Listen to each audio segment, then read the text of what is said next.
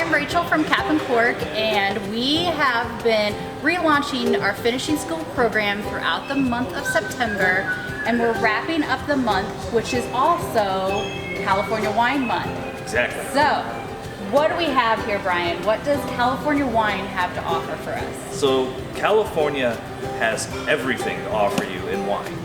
Covers all bases, being varietal, price point, sweetness to dryness. It covers all bases. The whole shebang. Whole shebang. That's the wonderful thing about California. Nice, nice. So within these examples that we have here, and how do I want to put this? Does it have an area of expertise? Like, is there something that we should look for exclusively within California? Or? Well, of course, California has some of the best vineyards in the world for Cabernet. Okay. I mean, it's rivaled only by a couple places in France, but Cab's where it's at. So we have a big body, full flavor, special Cab from Ferniente. That's also the makers of Nickel and Nickel, for those of you who know the cult status wines. But it's just amazing, bold, full tannic, fantastic. So even for those tried and true that say French wine is, they live and die by French wine. Right, these are the rivals. These would be. This is one of the rivals for the big Cab heavy Bordeaux's. You should try that. So what do we say to somebody that's just starting to explore California wines? Like, where would they start? I mean, generally most beginners start in white wines and a little bit easier to drink. So that would be these three over here with the Blanc Stare, which is a nice Sauvignon Blanc. It's made by the Orange Swift Winery. For those of you who know Dave Feeney, he's the winemaker. He's going to go for that really nice minerality, really clean flavor, a little bit of fruit. It's a fantastic wine. Wow. And then jump over into the flowers. It's a rosé. It's made from Pinot Noir, which is the light red wine. So this is the fruit-forward, easy to drink, fantastic rosé. And then getting into the classic, oaked, little bit of butteriness, Chardonnay from Snow-Contraire, the Russian River Ranges. So price point wise, how are these going to stack up? So the flowers in the Snow-Contraire are in the 20s, and the Blanc Stares in the high 30s. So all approachable. Easy to get into. Yeah. We can go lower. We can cover all your bases, just like we said. Right.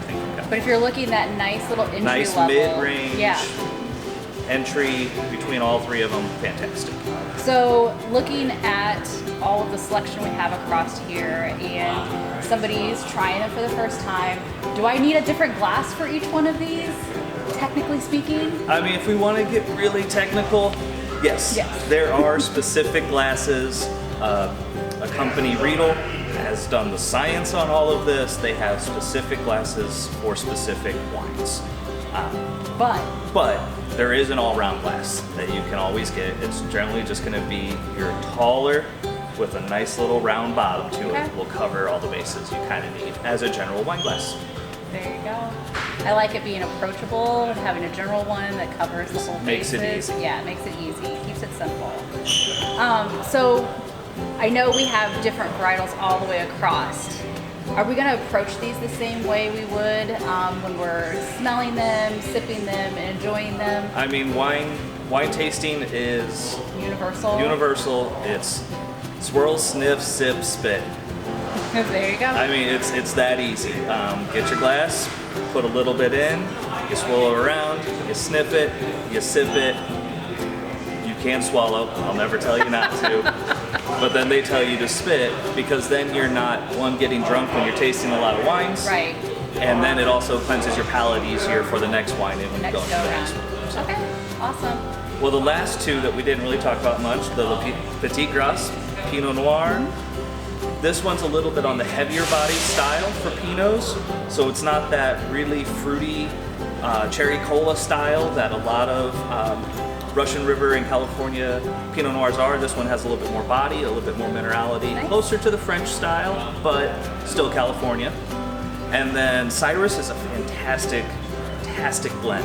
So it is that true French Bordeaux style blend, being Cab, Merlot, Petit Verdot, Merlot, and Malbec. It has all of those grapes in there. Big heavy hitters. But it's balanced. It is round. It is svelte. It is beautiful. Awesome. Well, Brian, thank you for sharing your knowledge with us. I encourage you, if you're exploring California wine, if you're exploring wine in general, stop out and see Brian and the crew here at our Covington Plaza location. Pick up any of these great California offerings and stop by any of your neighborhood Cap and Corks. If you want to follow all the fun we're having, follow all our social media channels. But if you want to find out first what's going on at Cap and Cork, sign up for our email newsletter at capandcork.com. Cheers! That's all this week from the Cap and Cork Studios. We'll keep you in good spirits, and you keep us in good company. We'll see you right back here next week.